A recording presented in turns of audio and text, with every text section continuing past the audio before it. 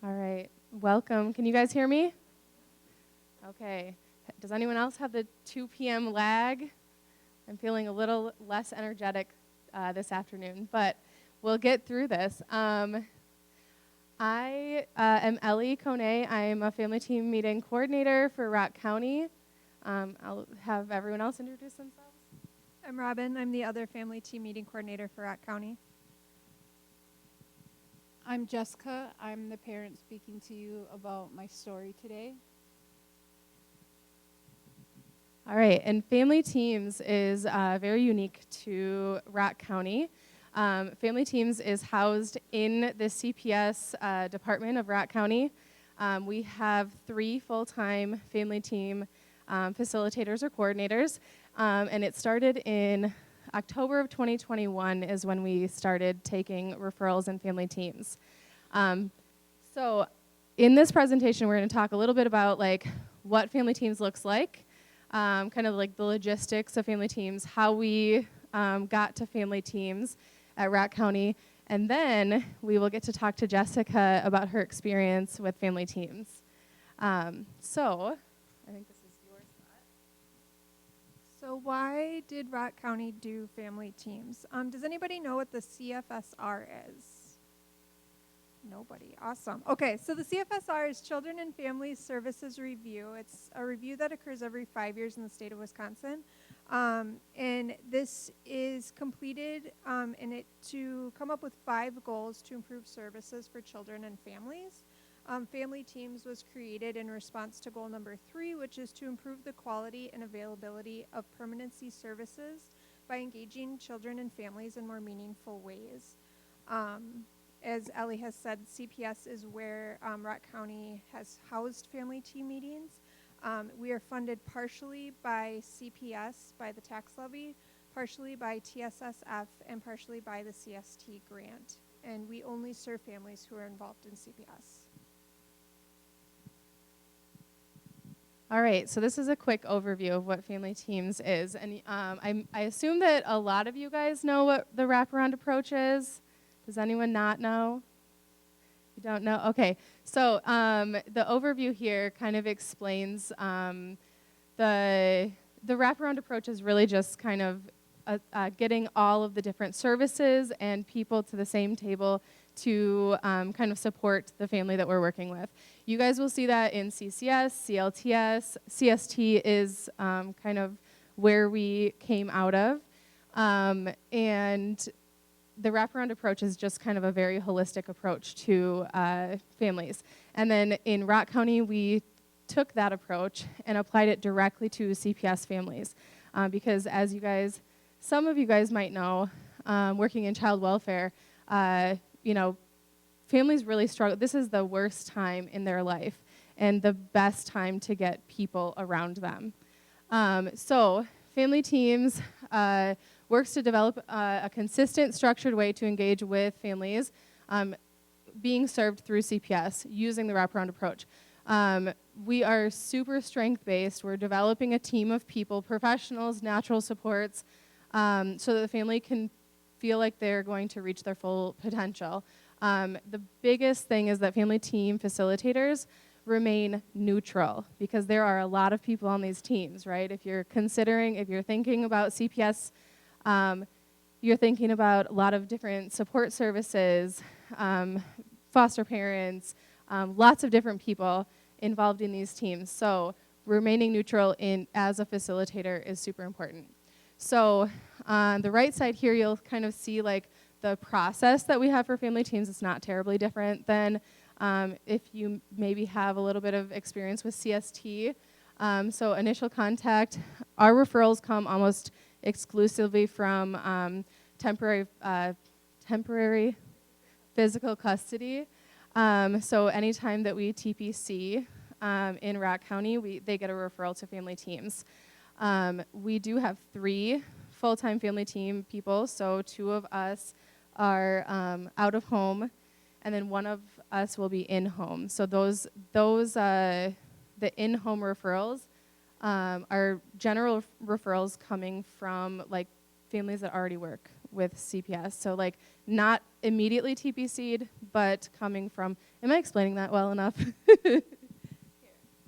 They're families that come into CPS care that need help. They are at risk of being taken out of the home, but don't quite meet the legality to remove the children. So having an in-home provider is great because we can get in and we can get these families help immediately before the crisis gets worse. This is why we're a good team, because she's the CPS person, I'm the CST person. So, but okay, so initial contact will happen directly after TPC and or a referral. We usually meet with the family and kind of talk to them about what family teams is. The next thing that happens once the family has decided, yes, I want to do family teams, because it is voluntary. We really highly encourage it, but it is voluntary. So once they've signed that release of information to allow us to start family teams, we do an assessment and coordination phase. That is a really quick phase. That is just getting that first family team meeting up off the ground, contacting all of the people, and we try to get that done pretty quickly, within a week. Then comes planning. After we have started having family team meetings, we will start creating a plan of care. It looks, it's very, very informed by the return conditions in CPS, but we acknowledge that families have their own goals and priorities as well. So really putting in their voice into what their return conditions are to create a plan of care that's a little bit more holistic and doesn't just focus on like the court mandated conditions. So once we have created kind of a plan of care for them, and that can look very casual, it can be just a conversation with the families about what their main priorities are, and we'll go behind the scenes and just write it down. But then we start working towards those bigger goals that they're looking to achieve. And that's the monitoring phase. In Rock County, we've started what we call collaborative check-ins. They kind of go right along with family team meetings. Because when we started family team meetings, we got a lot of interest from people like in the court or people that maybe the family didn't deem, someone they wanted on their family team, but that person legally through the CPS process is allowed to have that information. So we kind of created a way for the families to have a voice in that communication. And so it's a month collaborative check-in is kind of a separate meeting that we have once a month to include the people that they haven't included immediately on their family team, so that they also, the family feels like they get a voice in the report that is given to the court, any kind of stakeholders that you might not find on that family team. And I'd just like to mention, there are family teams that do include those court stakeholders, but every family team is different. So we go through monitoring, we work towards that plan of care, we work towards their priorities. As a family, we engage the collaborative check-ins so that their people in the court really know what's going on with this family and see the work that they're doing every week in family teams. And when we get that court engaged, oftentimes more than not, we have really successful families because they are the line of communication between all the people involved in their CPS case is just wide open.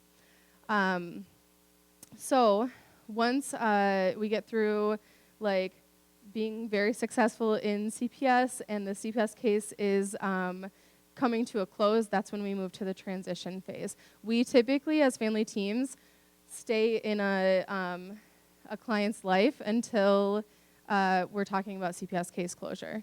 We'll either transition them to maybe CST or the CPS case will fully close and we will step away. But when we step away, we're leaving them with a full team of very supportive people. All right. So now that you guys have a good understanding of what family teams looks like, I know that's a very quick summary. The there's an exercise I want to do, and I want you guys to think about a possible case that we might have in family teams.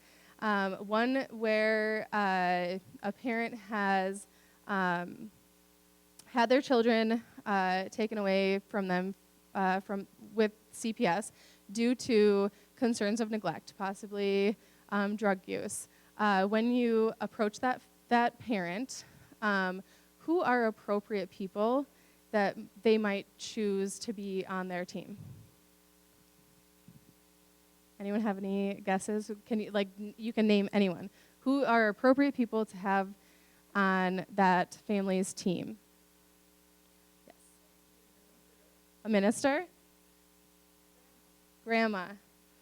Who else? Parent peer? Yes. Yes, counselor, therapist, service providers. Who else? Neighbor. So who would be inappropriate to be on that family's team? The school? Maybe? The drug dealer? That's a good response.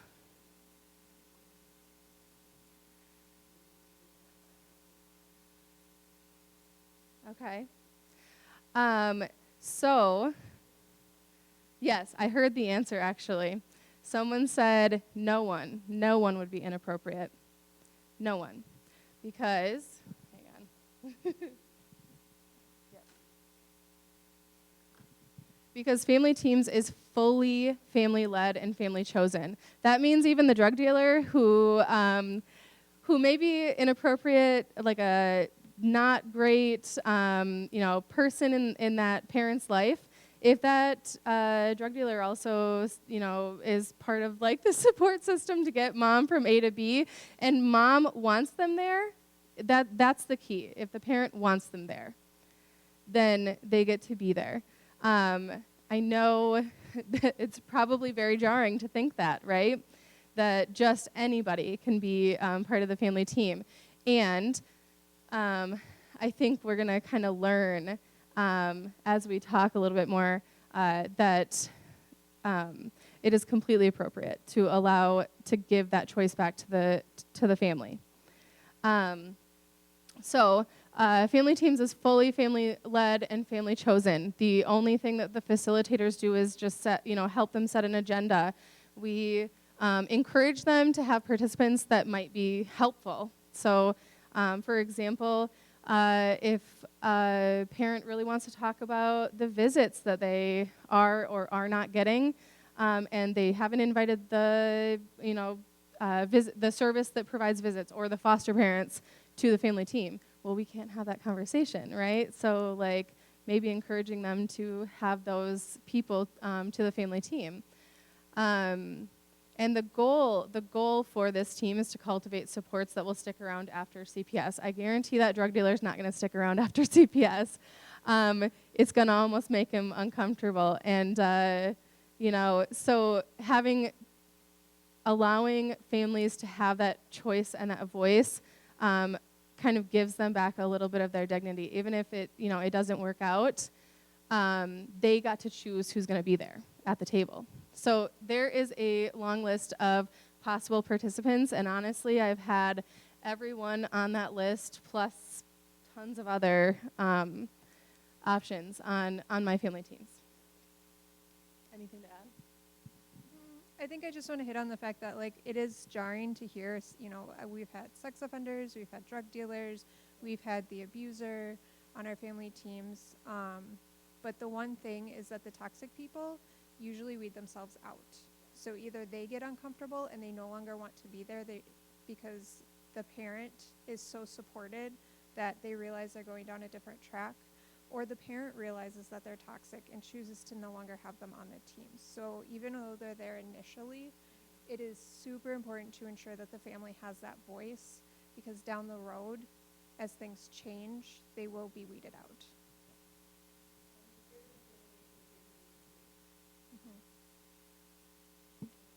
So values of family team meetings. Family team meetings work well because we are very intentional about creating a collaborative atmosphere with everybody. It's created by the values and the team agreements that we set immediately upon that very first meeting. Oh, do I? I'm sorry. Oh, there we go. One of the team agreements that we do have across the board is to be strength-based, which means we're solution-focused and we utilize the family's strengths to break down their barriers. We don't allow blaming and shaming, and we shut down those conversations if they're starting to lead that way. Also, family teams, each participant walks away with a task. So, we try our best to, let's say the family is trying to do a family outing. We try our best to spread that responsibility across more than just the parent or more than just the CPS caseworker, because we want to make sure that everybody is on the team and that person feels supported.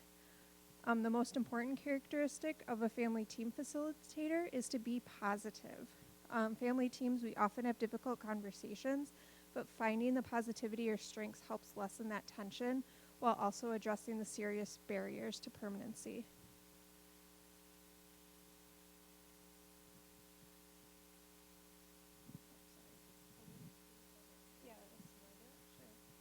So the impact of family teams. So over here, in the blue box are things that our coworkers have said about family teams, and how they find it helpful as a CPS case manager. And then in the gray is what families. Is that right? Nope.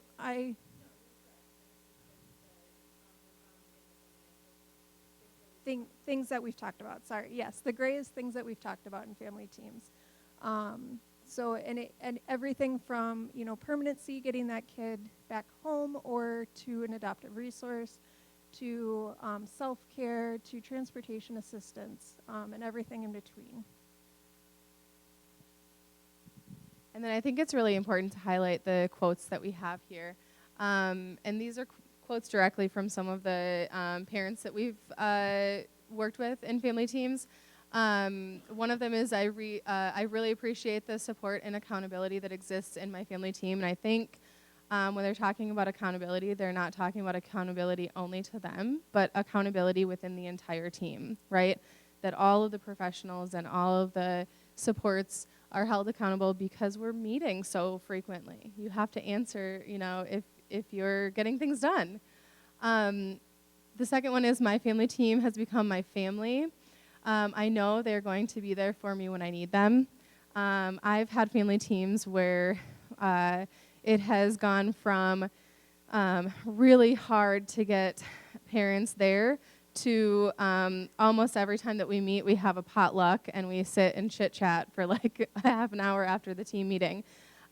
Because we have really grown to just value each other, and those are the best teams to be a part of, because those are the ones that really support the parents. And then I don't think I would have gotten custody of my daughter if it wasn't for my team. I can tell you, as being part of family teams, watching reunifications happen and happen more quickly because of our impact has been probably the best thing that I've ever seen in my career. So, all right. So I know I kind of alluded to this in the last slide, but this is some of the statistics from family teams. So like I said, we started in October of 2021, which means we only have data for the year of 2022. And so this is a little confusing, but I'll read it for you guys. And the biggest reason that we have family teams is to kind of increase permanency and lessen time in out-of-home care for children. So about 20%, in 2022, about 20% of the cases referred to family teams. The average time it took to reach reunification was about 6 months.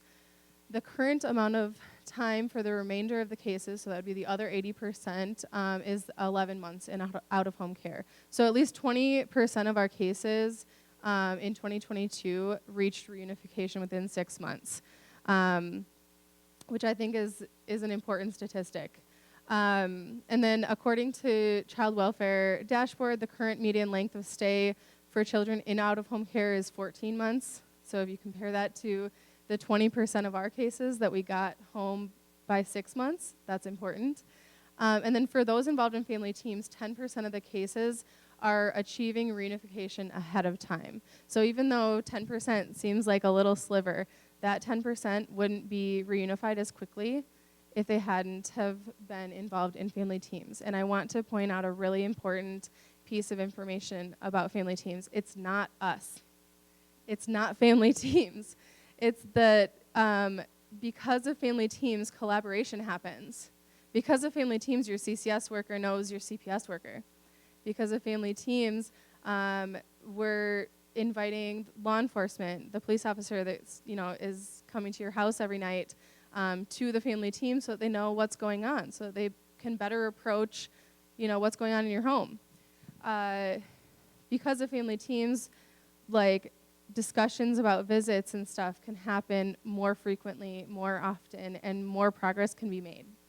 But that's not because we exist. It's because the collaboration happens within them. All right. So at this point, before we move on to Jess, I really quickly want to ask if there's any logistic questions about family teams. Do you guys understand what family teams is before we get into kind of Jess's story? Yes. So it depends on the case. Typically, we start out at once a week. There are cases that we get to eventually once a month. Some of them close at every other week. And then they transition out of family teams and continue with their team because they have such a strong team. Any other questions? Yeah? Mm-hmm.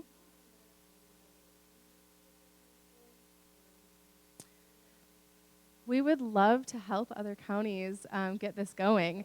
I don't know any other county. So I came from CST in Greene County, and basically this is CST applied to CPS.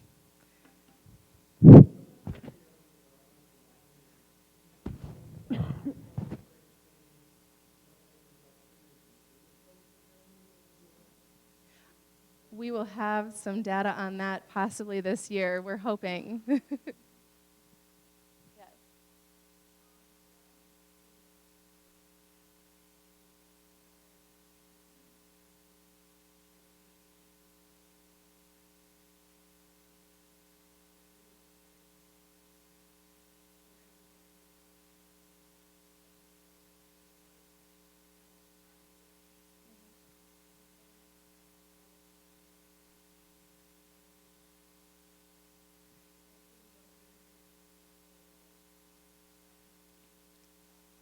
Yeah, that's not helpful. Yeah, and I do want to acknowledge that in the ongoing standards, family teams does exist in our ongoing standards for CPS. They're just not required because they are the best practice. And so obviously with the amount of cases that our caseworkers have, and I will acknowledge this, any of my caseworkers that I work with, family teams would be way too much for them to do on top of all the other case management. It's way too much. It is so important to have one person as the role of the facilitator, planning all that stuff, really touching base, being that neutral person, because caseworkers have this other role in the case. And so also trying to facilitate these meetings with all these people, it's not really feasible. All right, any other questions? We're going to go to Jess, and then at the end we'll open for more questions. I just want to make sure you guys have a good understanding of family teams before she goes ahead and talks about her experience. All right. So Jess, I think we're going to start out with you just kind of letting people know what your story is. Okay. Can we hear me fine? All right. So my name is Jessica. I had my first daughter, Aurelia. Things were great. Unfortunately, I had my first daughter with a recovering drug addict who relapsed multiple times. Then I got pregnant with my second child. I had gotten put on due to complications from the first child at the end of my pregnancy, so I was able to care for my first child and still carry my second child, a low dose of, we'll just say narcotics. So while I was on these narcotics, I was closely monitored by my doctor. I was closely monitored with the pediatrician. I had a specialist. At the same time that I was having my second child, the state requires, whether it's through a methadone company, through a doctor, for any reason, that you still have to talk to CPS because your child was exposed to those drugs. Also during that time, the father had extremely relapsed and started using drugs. So when CPS came, he did not pass his UA. I passed my UA, but he did not pass his UA. So we had a temporary worker that came in. They looked at the house we lived in. At the time we were living at that house, she had thought that something that happened in that household 5 years prior was something that happened like months beforehand, so she ended up taking my children out of the house. I was told when she took my children out of the house that if we moved into a better house, we could have the kids back. So after the 60 days, you end up getting a full-time social worker, all right? I didn't meet the qualifications in the 60 days. I got my, when I got her, I thought things were going great. Time, my children's dad was in jail, sobering up, doing his jail time. I made every meeting. I continued to have clean days. But then miscommunication started happening with my social worker. She pretty much told me that she became a social worker for people like me because I didn't deserve my children because, for one, I had them with the wrong guy. I'm sure there's a lot of parents who feel that way. I picked the wrong partner. Her parents were corrupt cops. That made her upset. We were in there for drug accusations. After that happened, the communication kept going down, the communication level kept going down, then we'd go to court, do the CHIPS petitions. Finally, the judge got to the point who was like, if you're not going to do your job, hand the case over. So that brings me into my second CPS worker. That also brings my baby daddy into coming home, okay? He comes home, he's great, he's not using drugs, we're both clean, we're doing great things. My second CPS worker decided that she wanted us both to take drug treatment. Personally, I should have never had to take drug treatment. I did not take the opiates longer than what I was pregnant for. I did not abuse them in the beginning. Now, when you go to do drug treatment, if you're not a drug addict, you don't get to do drug treatment. So my qualifications became that I had to participate in drug treatment. It didn't matter how many times I told them that I didn't feel that was right. It wasn't right that they forced me into a methadone clinic when I didn't have a drug problem. So what happens when you have to go to a methadone clinic when you don't have a drug problem? You get a drug problem, which brings us into a bigger argument, bigger disagreements, less communication, less wanting to work with the CPS people, less wanting to work with the court people. Then, along the chaos, I did start using drugs when my baby daddy relapsed. So I could take drug treatment. I felt pressured. I felt like it was something that I couldn't get around. Nobody listened to me when I told them it wasn't right. So I did. I developed a drug habit. So we started treatment, and each treatment was a failed attempt over and over.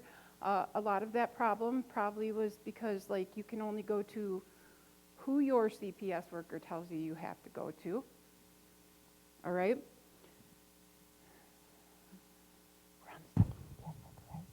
Okay. All right.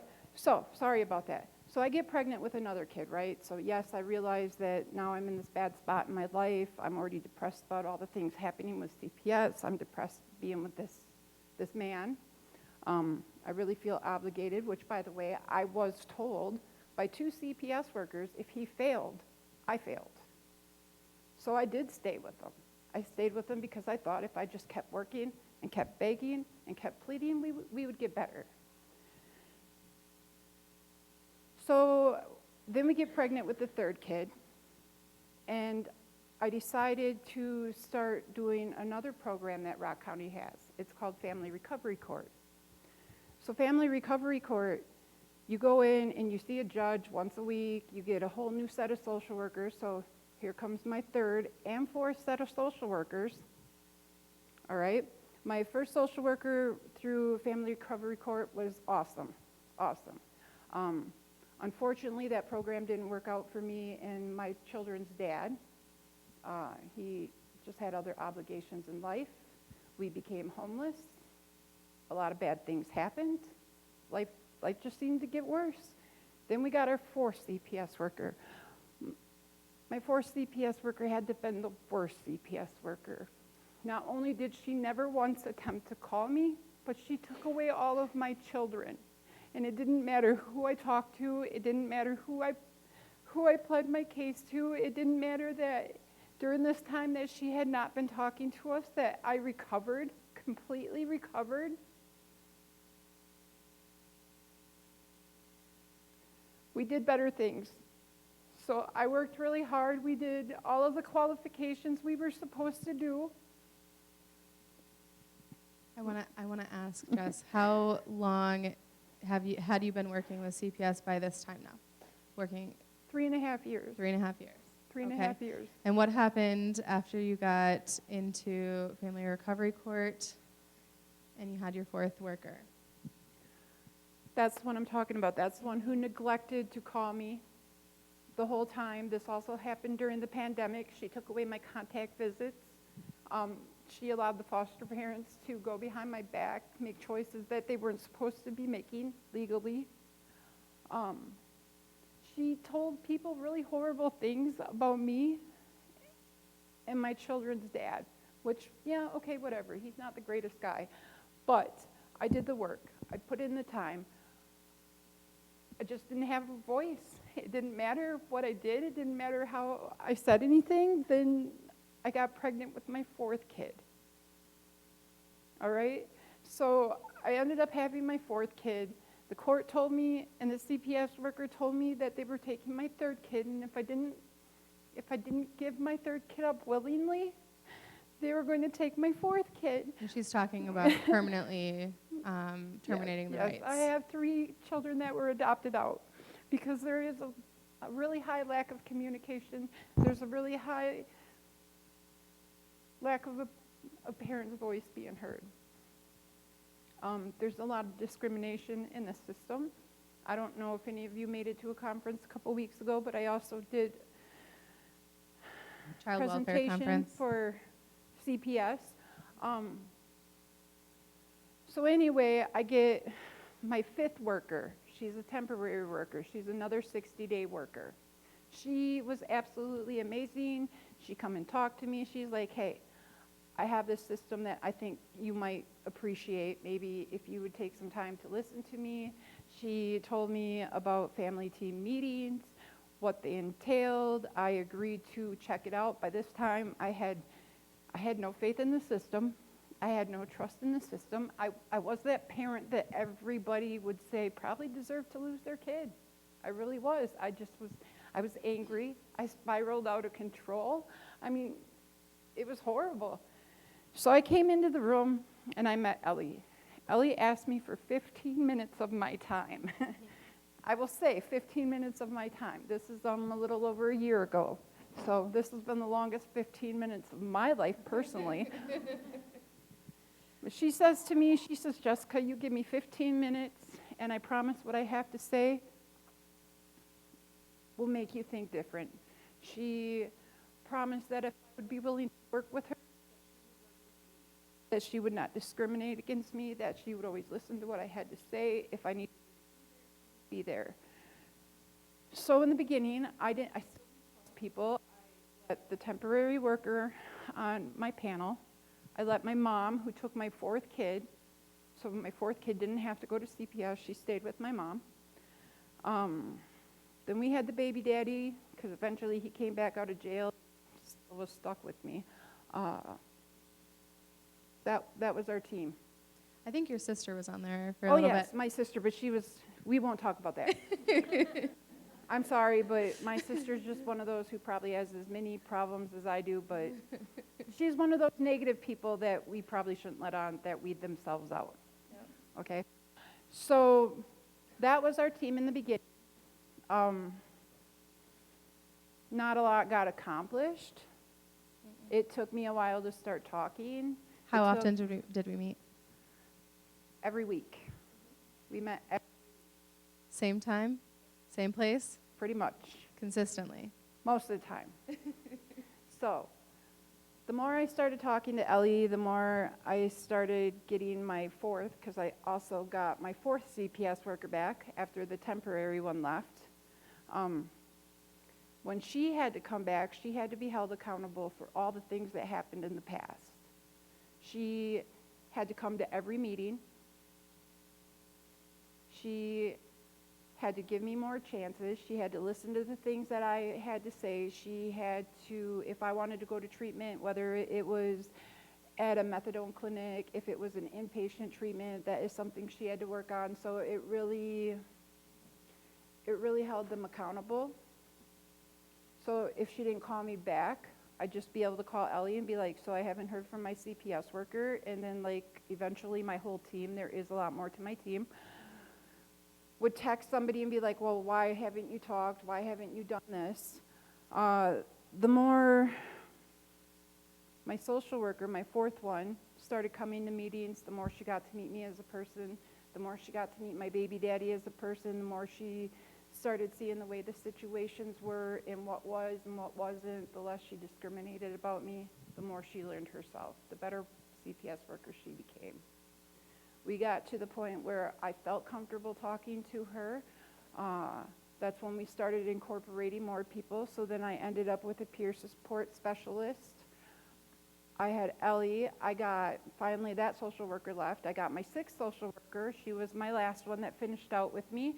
She was absolutely amazing to begin with, but the way she was able to come in and contribute to my team, she was like, okay, it's no longer if you fail, or if he fails, you fail. My peer support specialist came. We had invited the drug treatment center I went to for my panel. They didn't so much want to be on my panel. They thought it was a little On your weird. team. Yes, Yep. my team, sorry. Just who wanted to come. I let more and more people come. I didn't ask negative people. I don't think you'll have to worry about the drug dealer coming. I don't think you'll have to worry about anybody who isn't going to support you coming. So what this program is, it's literally like the glue that holds all these other people and all these other programs together. I can tell you that it was much easier for me to get things done because all of the people were there at the same time. I no longer had to try to get a hold of 10 different people and listen to 10 different things to do and then try to get them all done. If I wasn't able to accomplish something to meet my needs, I could call and we would have a meeting. Those needs would get met.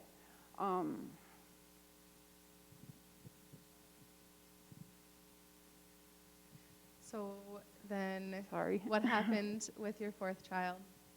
Okay, so the more my teams got better, the bigger they grew, the more support I had. I was able to leave my kid's dad, which was awesome, which is also amazing because he was also violently aggressive on top of being a drug addict. They went 100% out of their way to make sure that they were able to still separate us, still offer him the same services, split our services up, no longer held us to that you fail, they fail thing. They did great on hiding my information on where I was staying, on where I was working, so that was great. Then we did reunify. I think it was probably at least 4 months early. Yes. So now my fourth kid is living at home with me full time. June 20th, I think. Yes. Right? Yeah. 19th. She reunified with her fourth child. Yep. 1 month earlier than what the date we picked was, because originally it was supposed to be on my birthday. My birthday is July 19th, but We accomplished everything, and the DA, Lisa Line for Rock County, was like, nope, I'm so proud of her. She did so great. Working with this program really boosts that confidence in being a parent. Giving me my voice back really boosted my confidence in being a parent. I feel like I can do it, and I still have the same support. They are still there. If I am having a bad day and I feel like I just can't do it anymore, I can still call everybody on my team, including Ellie. So that's amazing. But yes, we reunified a month earlier, so that put us at 5 months. Yeah. Yep. So I think that's a big piece of Jess's story, is that Jess has been involved with CPS for, what was it, a total of 5 years. And she lost 3 children to CPS, right? I mean, obviously there was a lot that went on there. And I think the perspective that we're hearing from Jess, that is so important, the parent perspective, right? Because we all know that there aren't all bad caseworkers, right? There's amazing caseworkers out there, right? There's, and also those caseworkers probably weren't all bad either. But the perspective that our families have because of our gigantic caseloads, because of our a million things to do every day, the perspective that we're giving families is not super great, right? But with family teams, we're able to kind of like give her voice back. We hear her, right? I'm going to tell you how All big together. this voice got. I've already spoken at another conference that people came to hear my story, to see the way my story changed at least 8 different people, from a judge to the DA, from a lawyer to the CPS workers to the lady who heads the state of CPS and the program, who personally invited me to speak at that conference. I will also be coming out of this situation with a career in peer support specialist, so that's awesome. Yes, this month I get to apply and get that job. If I wouldn't have gave Ellie that 15 minutes though, I wouldn't be standing here. Yeah. This story would have never ended. I think I would have lost all 4 of my kids. I probably would have been that non-existent parent anymore. Right. So. Right. And I think one thing I highlighted kind of in the middle there was the consistency that happened, right? Because, and like I had said before, caseworkers are so busy all the time that family teams, facilitators had the time to be consistent, right? We met at the same place at the same time every week. Yes. And sometimes Jess would be there, right? Yes. And sometimes she wouldn't. Oh, I was going to touch on that, and then Yeah. I got sidetracked. So in the beginning, when I said sometimes, there were times where either my ex didn't want to go and then let them know we weren't coming, or there were situations, but that is the best part, is they were still there every week. Tell me every week, when you're ready to come back, come on back. And when she was ready, she came back. She came back. We got her in treatment, right? Yep. We got you to a shelter. Yep. We separated your cases. You reunified with your daughter. Yes. It was like that. It wasn't like that. But it took a long time, but it took a lot of work, and Jess's work. But I think listening to her and hearing her after the many years that she felt so unheard was kind of the thing that did it. Are you ready? We only have about 15 minutes left, and we do have a few questions that we're going to ask you, Jess. Okay. Are you ready for that? Yep. All right. So I think because she kind of told you guys her whole story, you guys probably got some of the answers to this, but I want to be very clear and intentional about why we're having Jess share her story, because we have stories like Jess, right? And Jess has an amazing voice, and she has an amazing experience, and it is so important to be highlighting. So what did your involvement look like with CPS before Family Teams was involved? Just a quick summary of what that looked like. Sad. That's really the only word I can say for that one. Sad. And how did family teams impact your engagement with CPS? If I ever had a problem and I needed the help from CPS in the future, maybe it'd be homelessness, maybe I got sick and needed somebody else, my kid, I feel like I could work with them again. That's a big step. I went from, I'm not going to lie to you, I used to tell my CPS workers to like make sure somebody walked them to their car. So if you can go from that way to deciding to work with them again. She's not wrong. So how did family teams support the relationship you have with your family? Amazing. Amazing. So like I said, my daughter was with my mom. My fourth kid went with my mom. My older three are together. The foster mom wasn't going to take my other daughter. She wasn't going to take the fourth one. So my daughter would have been lost to the system, but it repaired a relationship between me and my mom, which was really important because my mom didn't believe me. My mom just put me down all the time. We didn't get along. I didn't talk to her for most of my CPS case. When my mom started seeing the truth, started coming to these team meetings, it really repaired that relationship. It repaired the relationship between me and my daughter, which was very important because there was a point in time I didn't think I could even look at my kid because I was so scared that they were going to take her away, and I didn't want to hang out with her. I didn't want to like get that attachment to a fourth child and lose my fourth kid. So it really repaired relationships between me and my family, and not just family, like friends. So Healthy supports, right? Yes. It repaired your relationships with your healthy supports. I'm sorry, this is still like, a hard situation, still new. And what would you say to other counties who are contemplating using family teams or the wraparound approach in CPS?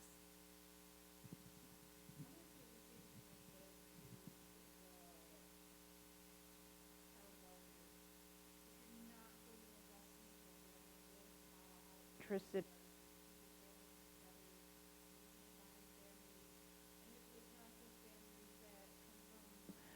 A drug problem like mine, it's families that come from abuse, kids with disabilities, parents with disabilities. It's not just my situation, it's a lot of situations. And when the state becomes involved for whatever situation it is, it's a really hard situation to navigate through. It gives you somebody to help navigate.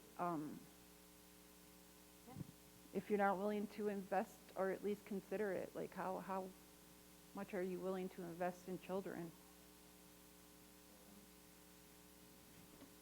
Yeah, so I think the takeaway we want people to have is what could you do to bring the same voice and choice to families involved in CPS in your county or tribe. We understand that not every county and tribe can do the exact same thing that we do, but how can we get from Jessica at, 2 years ago to Jessica now for every one of our families?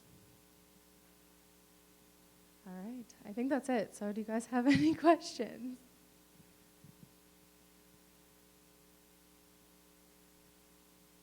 There was questions asked before.